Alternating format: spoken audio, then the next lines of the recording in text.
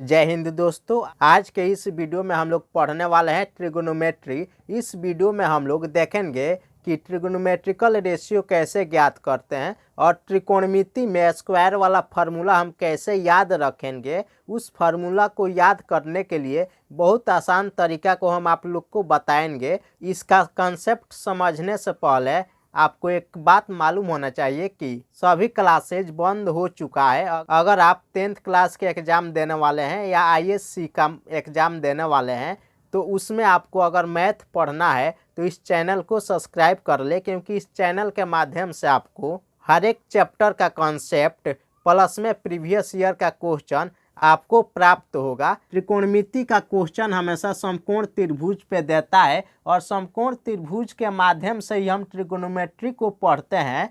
तो यहाँ पे यह हमेशा समकोण होता है, यानी त्रिकोणमिति हमेशा समकोण त्रिभुज में पढ़ा जाता है।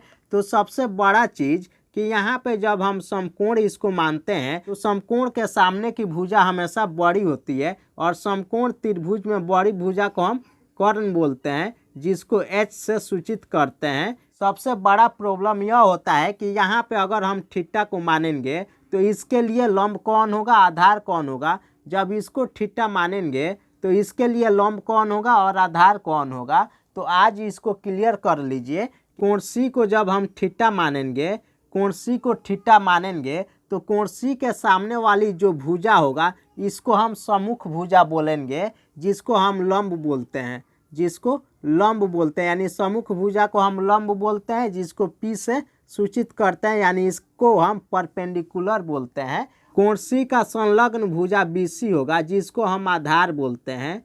BC को हम आधार बोलेंगे, यानी संलग्न भुजा को आधार बोलते हैं, जिसको हम B से सूचित करते हैं और इसका इंग्लिश बेस होता है। अब देखिए यहाँ पे थीटा है तो थीटा के सामने वाली भुजा को लंब बोलते हैं, यानी सम्मुख भुजा होता है, और थीटा के बगल वाली भुजा को हम आधार बोलते हैं, जिसको हम संलग्न भुजा कहते हैं। और यह बड़ी भुजा हमेशा कर्ण होता है। अब यहाँ पे जब कोण A को थीटा मानेंगे, कोण A को थीटा मानेंगे तो कोण A के सामने वाली भुजा को सम्मुख भुजा, यानी जब कोण C को थीटा माने थे, जो आधार आया था इसका वही आधार जब कोण A को थीटा मानेंगे तो उसका लंब हो जाएगा और यह भुजा इसका आधार हो जाएगा। अब यहाँ पे हम लोग देखेंगे ट्रिग्नोमेट्रिकल रेशियो कैसे ज्ञात करते हैं। यानी साइन थीटा को हम क्या लिखते हैं, यानी साइन थीटा बराबर होता है, यानी थीटा के जगह पे कोण C को लेंगे तो कोण C के लिए साइन थीटा बराबर होता है लंब बटा कर्ण, लंब बटा कर्ण, यानी P बटा H। साइन थीटा का त्रिकोणमितीय अनुपात होता है P बटा H। और कॉस थीटा बराबर होता है, कॉस थीटा बराबर संलग्न भुजा बटा कर्ण, संलग्न भुजा बटा कर्ण। और संलग्न भुजा को हम आधार माने हैं और कर्ण को कर्ण ही मानते हैं, तो यहाँ पे आधार को B मानते हैं और कर्ण को H मानते हैं, यानी कॉस थीटा बराबर हो जाएगा B बटा H। टेन थीटा बराबर होता है, टेन थीटा बराबर P बाई B, यानी सम्मुख भुजा बटा संलग्न भुजा, तो सम्मुख भुजा को P माने हैं और संलग्न भुजा को B, यानी टेन थीटा बराबर P बाई B होता है। जिसका त्रिकोणमितीय अनुपात याद करने के लिए आप एक चीज़ को याद रखिए, लाल कक्का, यानी L बटा K लाल कक्का। यानी सबसे पहले ट्रिगोनोमेट्रिकल रेशियो लिखने के लिए हम साइन को लिखते हैं, यानी साइन के लिए लंब बटा कर्ण। उसके बाद कॉस को लिखते हैं तो कॉस बराबर आधार बटा कर्ण। उसके बाद हम टेन को लिखते हैं तो टेन बराबर हो जाएगा L बटा A, यानी लंब बटा आधार। अब यहाँ पे साइन का ऑपोजिट हो जाता है कॉसेक, कॉसेक, तो कॉसेक थीटा बराबर हम लिख देंगे H बटा P, H बटा P। अब यहाँ पे कॉस थीटा का उल्टा होता है सेक थीटा, सेक थीटा बराबर हम लिख सकते हैं H बटा B, H बटा B। अब टेन का उल्टा होता है कॉट, यानी कॉट थीटा बराबर हम लिख सकते हैं B बटा P, B बटा P। अब हम लोग देखेंगे कि जब लंब दे देता है, आधार दे देता है तो कर्ण कैसे ज्ञात करेंगे, या जब कर्ण और आधार दे देता है तो लंब कैसे ज्ञात करेंगे। या जब लंब और कर्ण दे देता है तो आधार कैसे ज्ञात करेंगे।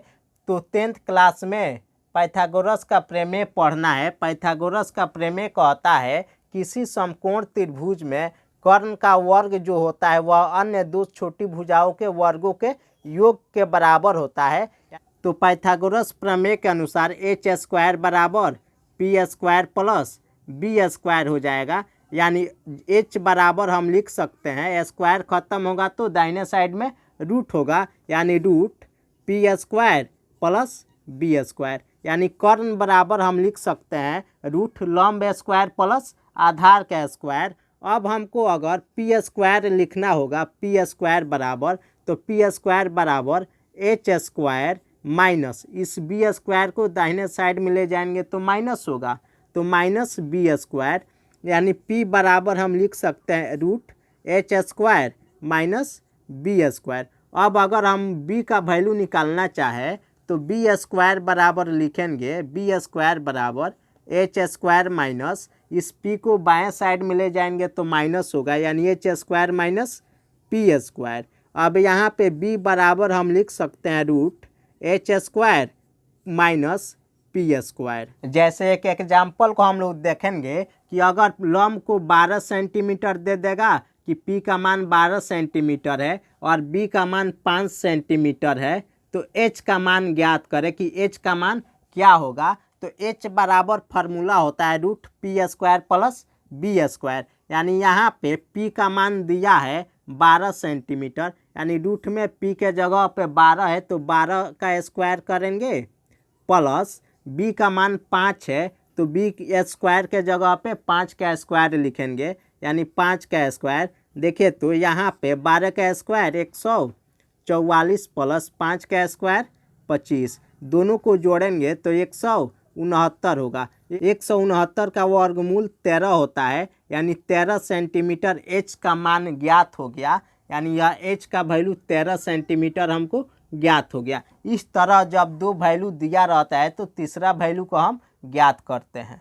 यहाँ पे हम लोग अब फार्मूला को देखेंगे। जैसे यहाँ पे एक हम फिगर बना दिए हैं, आप भी एक फिगर बना करके दिमाग में रख करके टोटल फार्मूला को याद रख सकते हैं। ट्रिगोनोमेट्री का लगभग सभी फार्मूला को हम लोग इसी आकृति से ज्ञात करेंगे। इस आकृति को आप अपने दिमाग में बैठा लीजिए और जहाँ पे tan लिखे यहाँ पे tan, sine, cos, cot, cosec, sec लिख करके दिमाग में बैठा लीजिए आप। अब देखिए तो यहाँ पे हम एरो का निशान बनाए हैं, यानी ऐसे आ करके ऐसे मुड़ करके तीर यहाँ पे लास्ट हुआ है, फिर इसमें यहाँ से स्टार्ट किए हैं, मोड़े हैं, फिर यहाँ पे अंत कर दिए हैं।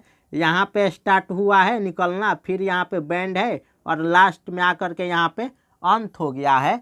जहाँ से एरो निकलेगा वहाँ पे साइन, कॉस, टेन या इसका ऑपोजिट होना चाहिए, और जहाँ से बैंड हुआ है वहाँ पे छऊ में से कुछ होना चाहिए, और जहाँ पे अंत हुआ है वहाँ पे छऊ में से कुछ होना चाहिए। यानी छऊ का मतलब है कि साइन, कॉस, टेन और इसका ऑपोजिट 3 गो है, तो 3 3 छऊ हो गया। अब यहाँ पे देखिए तो साइन थीटा है और यहाँ पे कॉसेक थीटा है, यानी साइन थीटा के सामने कॉसेक थीटा है, तो हम लिख सकते हैं sine theta into cosec theta बराबर 1।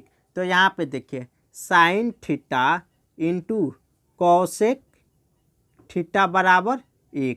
पहले इंटू वाला फार्मूला को देखेंगे। अब देखिए तो टेन थीटा है, इसके सामने कॉट थीटा है, यानी tan theta into cot theta बराबर 1 यहाँ पे दिया हुआ है। तो tan theta into cot theta बराबर 1। अब यहाँ पे टेन थीटा का वैल्यू निकालना चाहे, टेन थीटा बराबर 1/कॉट थीटा हो जाएगा। यहाँ पर साइन थीटा का वैल्यू निकालेंगे तो 1/कॉसेक थीटा साइन थीटा का वैल्यू हो जाएगा, और कॉसेक थीटा का वैल्यू हो जाएगा 1/साइन थीटा, और कॉट थीटा का वैल्यू हो जाएगा 1/टेन थीटा। अब देखिए कॉस थीटा यहाँ पे है और यहाँ पे सेक थीटा है, यानी कॉस के सामने सेक है, तो cos theta into sec theta बराबर 1।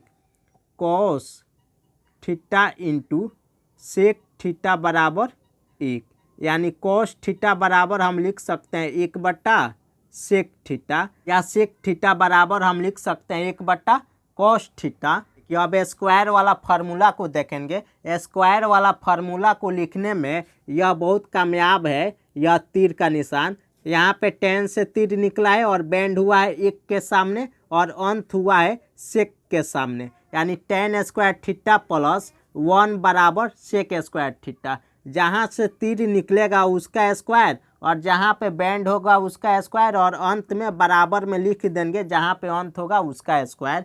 यानी यहाँ पे हम लिख सकते हैं tan स्क्वायर थीटा प्लस 1 बराबर सेक स्क्वायर थीटा, यानी tan स्क्वायर थीटा प्लस 1 बराबर सेक स्क्वायर थीटा। अब इसी तरह यहाँ पे हम लिखेंगे जहाँ से तीर निकला है उसका स्क्वायर और जहाँ पे बेंड हुआ है उसका स्क्वायर और बराबर में जहाँ पे अंत हुआ है उसका स्क्वायर। यानी इस खंड में साइन से तीर निकला है तो sign square theta plus bend हुआ है कॉस के जगह पे तो कॉस स्क्वायर थीटा बराबर अंत हुआ है 1 पे तो 1। अब इस खंड में 1 से तीर निकला है और बेंड हुआ है कॉट के जगह पे और अंत हुआ है कॉसेक के जगह पे। तो देखिए तो 1 का स्क्वायर 1 होगा, यानी 1 प्लस कॉट थीटा बराबर कॉसेक थीटा, कॉट थीटा बराबर कॉसेक थीटा। यानी स्क्वायर वाला फार्मूला लिखना है तो कॉट स्क्वायर थीटा बराबर कॉसेक स्क्वायर थीटा।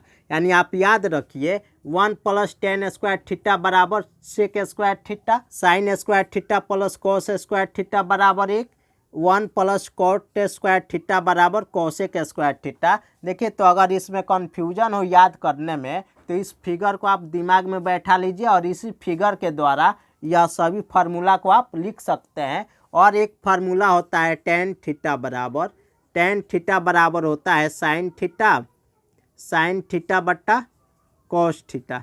यानी tan थीटा लिखने के लिए क्लॉकवाइज जब हम मूव करेंगे यानी क्लॉकवाइज जब बढ़ेंगे तो साइन थीटा ऊपर लिखेंगे और कॉस थीटा नीचे। अब कॉट थीटा लिखना रहेगा, यानी tan का उल्टा कॉट है।